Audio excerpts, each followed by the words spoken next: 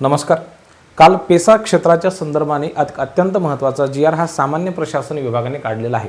हा GR तुम्हाला अत्यंत सोप्या शब्दामध्ये अत्यंत कमी वेळेमध्ये समजावून सांगणार आहे.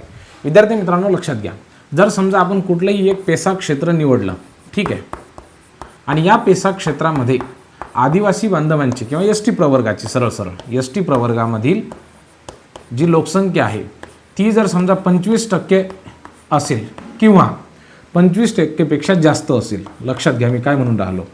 समजा एखादं आपण पेसा क्षेत्र कन्सिडर केलं आणि या पेसा क्षेत्रामध्ये एकूण लोकसंख्येच्या 25% पेक्षा जास्त लोकसंख्या ही जर ST प्रवर्गामधून असेल तर त्या ठिकाणी समजा 100 जागा आहेत, ठीक आहे, रिक्त जागा आहेत 100. ह्या 100 जागापैकी 50 जागा या ST प्रवर्गासाठी सोडण्यात यावा अशा प्रकारचा नियम आहे. आता जागा किती उरल्या? 50. वरच्या ज्या काही 50 उरलेल्या जागा आहेत या तुम्ही सोडायच्या आहेत ओपन कॅटेगरीसाठी, ठीक आहे, ओपन कॅटेगरीसाठी.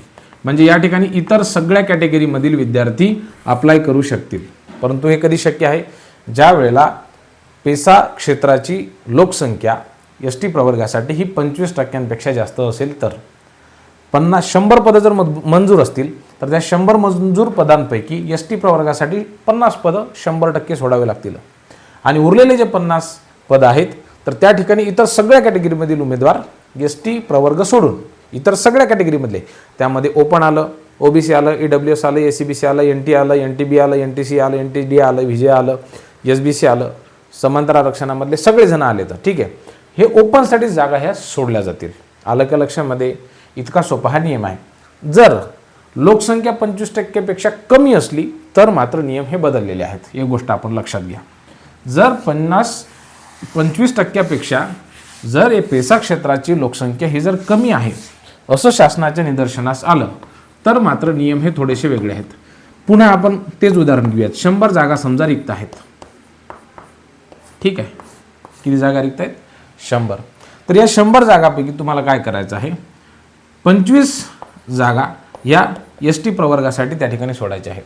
100 जागा रिक्त आहेत, लोकसंख्या 25% पेक्षा कमी आहे, तर तरीसुद्धा पेसा क्षेत्रासाठी या ठिकाणी किती जागा ST प्रवर्गासाठी सोडायच्या आहेत? 25. आता उरल्या किती जागा? 75, ठीक आहे. आता ह्या 75 पैकी 50 जागा, पुन्हा 50 जागा ज्या आहेत ह्या ओपन कॅटेगरीसाठी सोडायच्या आहेत, ओपन कॅटेगरीसाठी. आता ठीक आहे, 25 अधिक 50 झाले 75. आता पुन्हा 25 जागा राहिल्या तर ह्या 25 जागेवरती इतर सगळ्या कॅटेगरीमधील उमेदवार हे अप्लाय करू शकतात. म्हणजे कोणकोणते? OBC असेल, NT असेल, SCBC असेल, EWS असेल, SBC असेल, इतर सगळ्या प्रवर्गामधले विद्यार्थी जे आहेत किंवा VJ असेल तर या ठिकाणी काय करू शकतात? अप्लाय करू शकतात. आणि जर समजा या ठिकाणच्या विद्यार्थ्यांचा ह्याच्यामध्ये जर नंबर नाही लागला 25 विद्यार्थ्यांमध्ये तर ते पुन्हा या ओपनमध्ये पुन्हा सरकू शकतात.